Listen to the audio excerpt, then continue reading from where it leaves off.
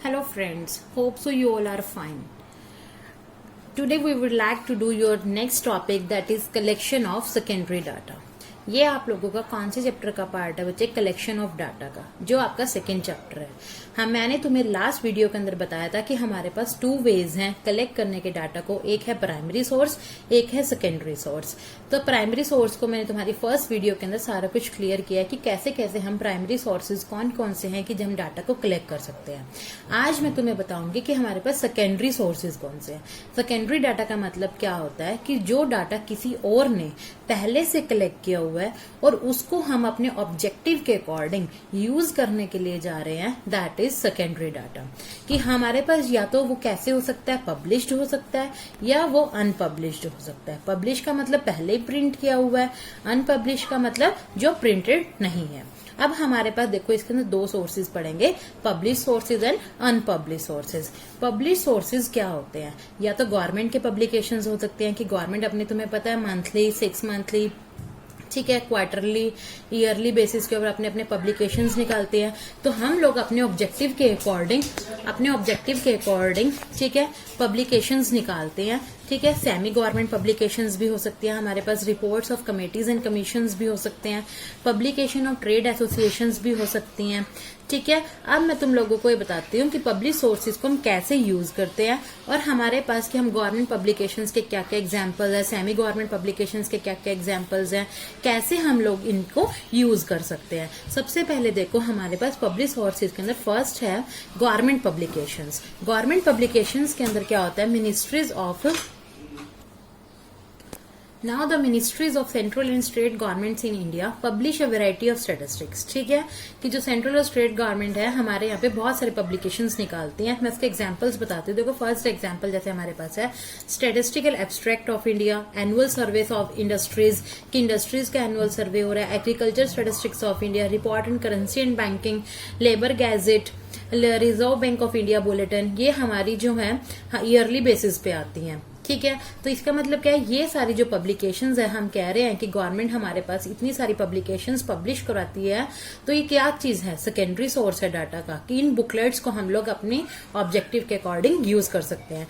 ऐसे ही हम लोगों के पास है semi government publications. Semi government publications के अंदर क्या, जो म्यूनिसिपैलिटीज है, मेट्रोपॉलिटन काउंसिल्स हैं, वो हमारी एजुकेशन, हेल्थ या बर्थ डेथ से रिलेटेड हमारे यहाँ पे बुकलेट्स निकालती हैं। ओके, कि हमारे यहाँ पे हमने कहा कि हमारे कितने ईयरली बेसिस पे क्या बर्थ रेट है, क्या डेथ रेट है, कितनी हेल्थ है, कैसी एजुकेशन प्रोवाइड करा रहे हैं, ये सब चीजें।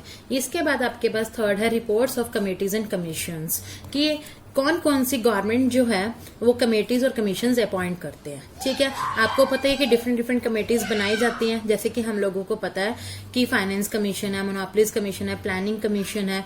ये सब क्या है? कमीशंस जो है वो अपनी अपनी स्टैटिस्टिकल इंफॉर्मेशन को देते हैं। ठीक है, ईयरली बेसिस पे हम लोगों के पास प्लानिंग कमीशन जो है वो अपनी इंफॉर्मेशन दे रहा है। तो जो हम अपनी इन सारी गवर्नमेंट कमेटीज को, कमीशंस को जो हमारे अपॉइंट किए जा रहे हैं गवर्नमेंट के द्वारा, इनको हम अपने ऑब्जेक्टिव के अकॉर्डिंग यूज करते हैं।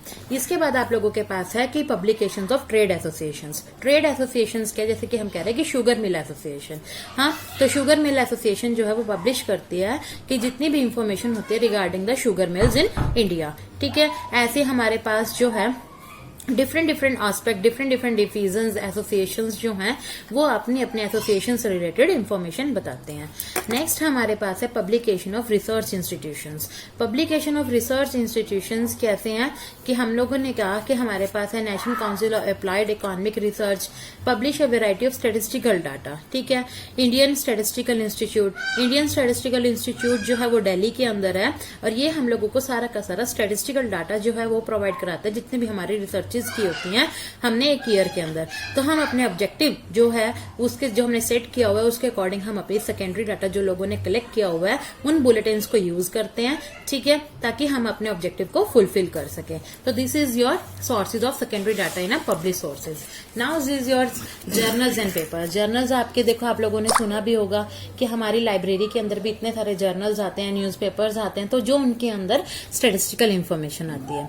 इसके बाद आता है हमारे पास publication organisation of research scholars की डिफरेंट रिसर्च स्कॉलर्स जो हैं। अब हमें पता है कि हम लोग पीएचडी करते हैं। पीएचडी का मतलब क्या होता है कि हम लोगों को रिसर्च जो है उसके अंदर करनी होती है, तो वो क्या रिसर्च स्कॉलर्स जो है उनकी पब्लिकेशंस। ओके, इसके बाद है आपके पास इंटरनेशनल पब्लिकेशंस। अब इंटरनेशनल जितने भी इंस्टीट्यूशन है जैसे यूएन हो गया, आईएमएफ हो गया, united nation organization, international monetary fund, world bank, International Labour Organization and foreign governments also publish a statistical information. Okay, तो ये सारे के सारे जितने हम लोगों ने आज पब्लिकेशंस के बारे में पढ़ा, जर्नल्स न्यूज पेपर्स के बारे में पढ़ा, जितनी ट्रेड एसोसिएशंस के बारे में पढ़ा, तो जितनी भी इनकी पब्लिकेशंस होती हैं वो सारा हम पब्लिक सोर्स जो है वो सेकेंडरी डाटा का है। सेकेंड आप लोगों के पास है अनपब्लिश सोर्स। अनपब्लिश सोर्स का मतलब क्या होता है, जिस सोर्स को हम लोगों ने पब्लिश नहीं करवाया, ठीक है, तो that is a unpublish source. हम कहते हैं कि अनपब्लिश सोर्स जो है वो भी एक सेकेंडरी डाटा है, ठीक है, जो कि कलेक्ट कौन करता है, गवर्नमेंट ऑर्गेनाइजेशंस करती हैं, ठीक है, उनके अपने सेल्फ रिकॉर्ड के लिए या सेल्फ यूज के लिए या ऑफिस रिकॉर्ड के लिए। इन चीजों को हम पब्लिश नहीं करवाते हैं। These unpublish numerical information may however be used as secondary data. Okay, अब हमारे पास जो है इसके अंदर आता है कि हमें क्या क्या प्रिकॉशंस लेने चाहिए सेकेंडरी डाटा को यूज करते हुए। अब हमें क्या है कि वो कह रहे हैं कि क्या डाटा रिलायबल है, सुटेबल है एंड एडिक्वेट है। 3 पॉइंट्स आते हैं, रिलायबिलिटी, सुटेबिलिटी एंड एडिक्वेलेबिलिटी, ठीक है। इसके अंदर देखो रिलायबिलिटी कि जो हमारा ऑब्जेक्टिव है एक डाटा को यूज करने का, क्या वो रिलायबल है, ठीक है, कि जो हम डाटा यूज करने जा रहे हैं क्या वो उसके अकॉर्डिंग है। तो सबसे पहले आप लोगों को देखना है कि जो डाटा आप यूज कर रहे हो अपने काम के अंदर वो रिलायबल होना चाहिए। सेकंड आता है कि वो स्विचेबल होना चाहिए। थर्ड आता है कि वो एडिक्वेसी जो है डाटा की वो कितनी है, कि डाटा जिस टाइम जो हम कलेक्ट कर रहे हैं, हाँ, तो वो एडिक्वेट भी है या नहीं है हमारे ऑब्जेक्टिव्स के अकॉर्डिंग। ओके, तो ये सारे तीनों पॉइंट जो है reliability, suitability and adequacy, these are the most important. अब ये तीनों पॉइंट्स आप लोगों को क्लियर हो गए हैं कि हमारे पास कौन कौन सी प्रिकॉशंस हम लोगों को यूज करने हैं, क्योंकि हम लोग जब सेकेंडरी डाटा को यूज कर रहे हैं तो स्टैटिस्टिक्स के अंदर बहुत सारे पिटफॉल्स होते हैं। ओके, मींस ड्रॉबैक्स होते हैं, तो उन लोगों को हमें उन सब चीजों को मतलब ध्यान में रखते हुए तीनों पॉइंट्स का हमारे क्लियर होने चाहिए। ओके, नाउ मैं तुम्हें नेक्स्ट टॉपिक बताती हूँ कि हमारे पास 2 important sources of secondary data, कि हमारे पास 2 इंपॉर्टेंट सोर्सेज भी होते हैं सेकेंडरी डाटा के। First is your census of India and second is your report and publications of the national sample survey office. ये आप लोगों के पास 1 मार्क के अंदर पूछा जाता है।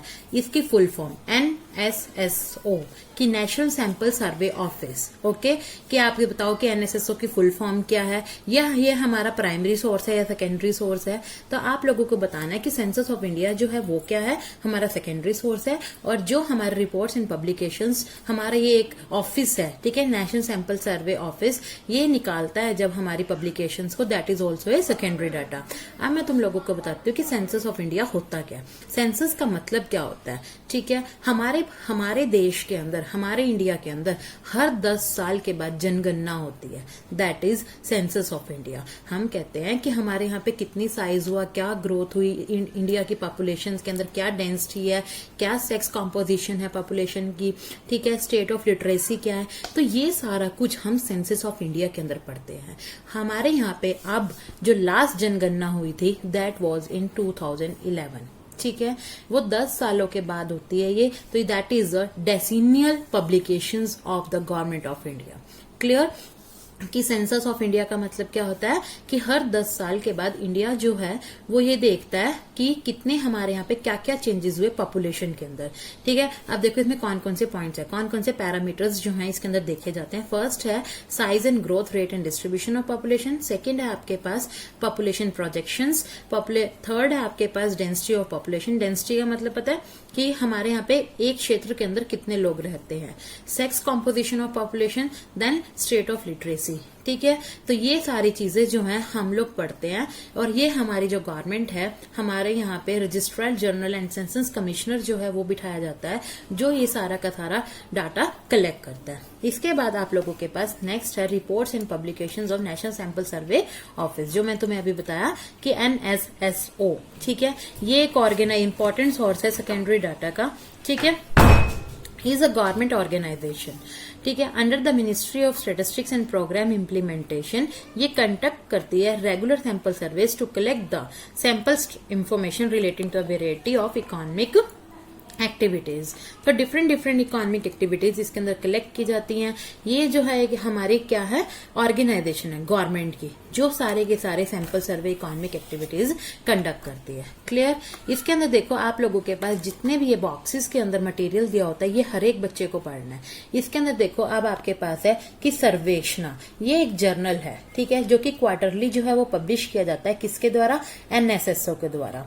कौन? इसके अंदर क्या होता है बच्चे, जो सर्वेक्षणा के अंदर सारा का सारा आपके पास जितना स्टैटिस्टिकल डाटा इस गवर्नमेंट ऑर्गेनाइजेशन ने कलेक्ट किया होता है, वो सारा का सारा किसके अंदर आता है? सर्वेक्षणा के अंदर। ओके, तो ये क्वेश्चन भी कई बार आपके एग्जाम्स में पूछ लिया जाता है। तो DAV बोर्ड के अंदर some time it comes. Okay, clear हो गया कि सभी को कि प्राइमरी डाटा क्या होता है, सेकेंडरी डाटा क्या होता है, कैसे कैसे हम उसको कलेक्ट करते हैं, ठीक है, कौन कौन से सोर्सेज हैं, पब्लिश सोर्सेज कौन से और अनपब्लिश्ड सोर्सेज कौन से हैं।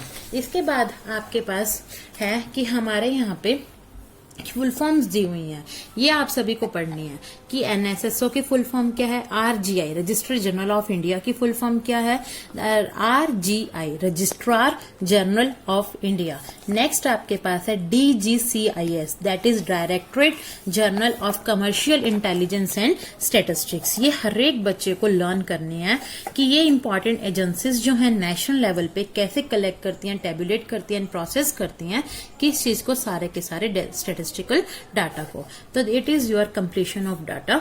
ठीक है, आज आपका ये वाला चैप्टर कंप्लीट हो गया है कि कैसे हमारे पास प्राइमरी और सेकेंडरी सोर्सेज हैं। ओके, मैं आप लोगों को आज इसकी PDF फाइल एंड क्वेश्चंस भी भेजूंगी। If you like my video then subscribe my channel and like my video also. Thank you so much.